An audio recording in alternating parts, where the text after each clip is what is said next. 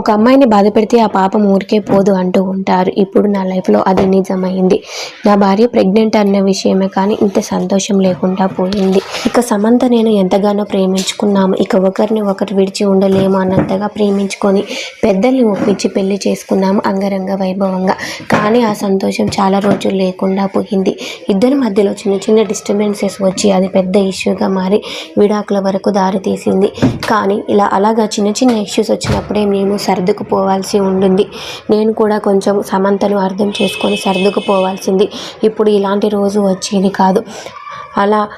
అలా ఇద్దరం గొడవలు చేసుకొని విడిపోవడం ద్వారానే ఇప్పుడు నా భార్య ప్రెగ్నెన్సీకి సంతోషం కూడా లేకుండా తండ్రిని మాటలు అంటూ ఉన్నారు. నా తండ్రిని మాటలు అంటూ నా తల్లిని అవమాన పాలు చేస్తూ ఉన్నారు అంటూ ఇలాంటి రోజు రాకూడదు అంటూ అప్పుడు శామ్ను అలా చేసినందుకే ఆ పాపం రూపంలో ఇప్పుడు మాకు ఇలా మాటలు వస్తున్నాయి, అందరి ద్వారా బ్యాడ్ అయిపోతున్నామనే విధంగా నాగ చైతన్య అయితే ఎమోషనల్ అయితే వచ్చేసారు.